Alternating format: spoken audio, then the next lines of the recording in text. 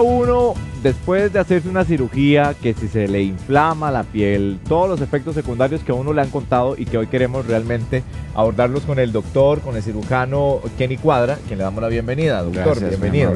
Ahora, cuando un paciente, por ejemplo, se despierta de la anestesia, que siente cierto dolorcito, ¿es bueno tomarse una pastillita o no, doctor? Bueno, normalmente muchos de estos pacientes posquirúrgicos, ¿verdad? Posanestesia, no van a recibir una pastillita, normalmente más bien reciben una ampolla, ya un inyectable, casi ya siempre, o un intravenoso, ¿verdad? Casi siempre se encuentran en estado, pues, digamos, convaleciente, pues están recién saliendo de una cirugía, es lo que le llama a uno un estadio inmediato, ¿verdad? Posquirúrgico.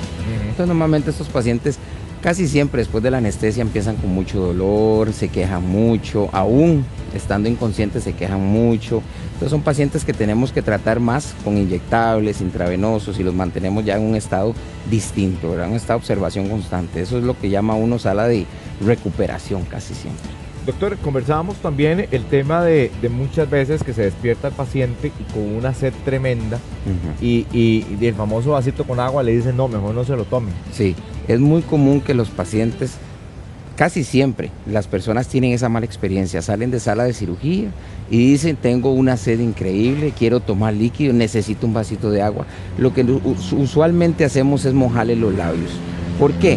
Porque normalmente la anestesia previa a ese proceso, a esa recuperación, les genera un cierto estado a nivel de sus nervios vagales, a nivel del sistema nervioso central, que podía generar posteriormente un vómito, incluso un colapso o por así decirlo, digamos que el paciente entre en un estado pues no normal, no basalmente normal. Entonces evitamos el consumo de agua pues para evitar los vómitos, para evitar todo este tipo de cosas. Un poco los efectos secundarios por del vómitos, ¿y qué más, doctor? Podrían ser vómitos, podría ser, en el caso del agua, básicamente el vómito. Y si es un paciente que fue intervenido de manera gástrica o del colon, pues inevitablemente no podemos tener consumo hasta que eso ya tenga una recuperación adecuada, que puede medirse de entre 72 horas a incluso varios días, ¿verdad?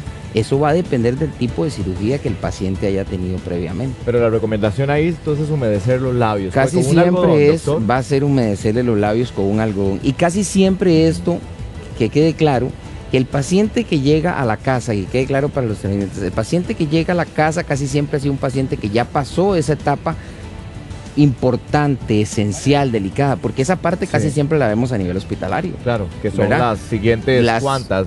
Puede ser de 18 a 72 horas aproximadamente, que es lo que uno llama un estadio inmediato postquirúrgico, ¿verdad? Ya luego viene un estadio inmediato y ya luego ya viene un estadio ya más tardío, que es casi siempre cuando uno ya dice, bueno, vamos a darlo de alta, es un paciente que tiene condiciones, que ya camina, que ya puede consumir algo, entonces ya lo damos a la casa, porque sabemos que el manejo en la casa va a ser muy distinto del manejo en el hospital o en el centro de salud que tengamos. Casi siempre eso va a ser esencial.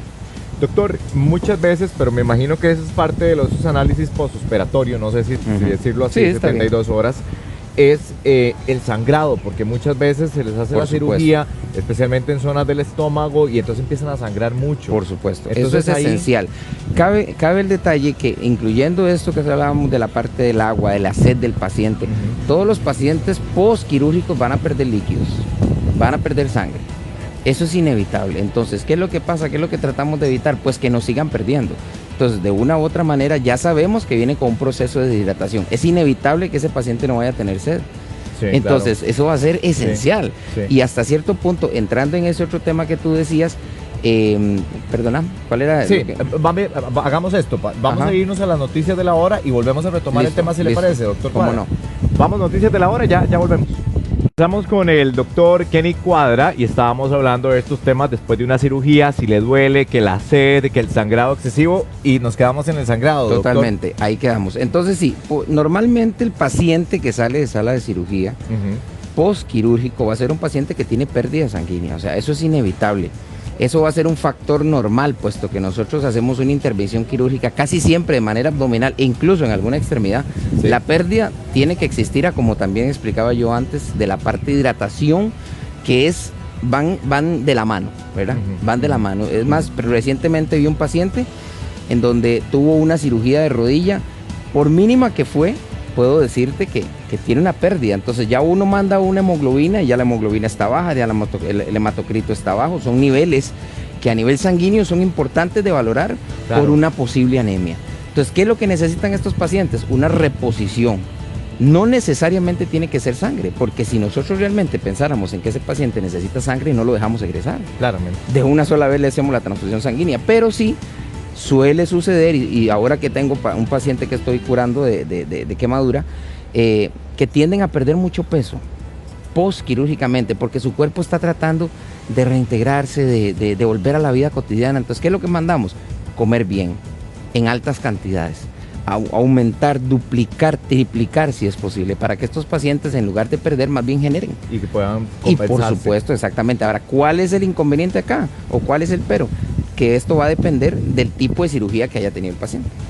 Si es una cirugía de estómago, pues no va a ser lo mismo, porque empiezan por líquidos claros y ya luego vamos por papillas y así sucesivamente. Exactamente. Comer. Doctor, pero por ejemplo, si me hacen una cirugía en el estómago, es más, ¿dónde es más frecuente que uno tenga mayor pérdida de sangre? Porque usted decía, bueno, en la rodilla realmente un paciente, puedo decir, la pérdida va a ser indiferentemente de la localización de la cirugía. Que la cirugía sea más invasiva o no, dependerá la pérdida de sangre. Entonces, indiscutiblemente, a más grande la cirugía, mayor pérdida. Y como todo, ¿no? También hay pacientes pues que tienden a sangrar más. Hay pacientes que no, hay pacientes que usted les hace una cirugía, sangraron un poco, pero se recuperan rápidamente, usted en 2 o 3 días ya está listo. Y para ser honesto, y tocando el tema pues ya de la mujer, ¿verdad? Sí. La mujer es una que uno puede sorprenderse casi siempre. Después de un parto, no son ni 24 horas y ya están de pie. Sí, es increíble. Es increíble y tuvieron una gran pérdida, ¿verdad? Entonces eso va a depender mucho de todos esos factores. Doctor, otro temor tiene que ver con la anestesia. Gente que puede hacer una reacción alérgica. Definitivamente. La reacción alérgica es inevitable en cualquier persona, o sea, no podemos evitar una reacción alérgica como tal. Podemos preverla si en su debido momento, con una buena historia clínica, con una buena indagatoria del paciente, qué antecedentes ha tenido, qué ha padecido, etcétera, etcétera, etcétera. Podríamos llegar a identificar tal vez una probable alergia, pero no podemos evitarla. O sea, hoy te pusieron un medicamento y mañana te lo ponen y mañana te da alérgica y hoy no. Sí. Eso es normal porque nuestro propio cuerpo es dueño de sí, entonces él puede cambiar de manera inmediata.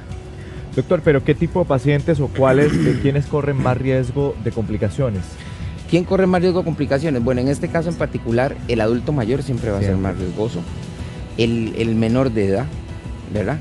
Y pacientes que tengan algún compromiso cardiovascular importante o metabólico, o sea, paciente diabético, paciente hipertenso, paciente que ya tiene un antecedente de alguna cardiopatía, algún proceso de cerebrovascular importante, que ya traiga algún antecedente grande, importante, que a la hora de la cirugía tenga una implicación que nosotros tengamos que tratar previo, durante y después.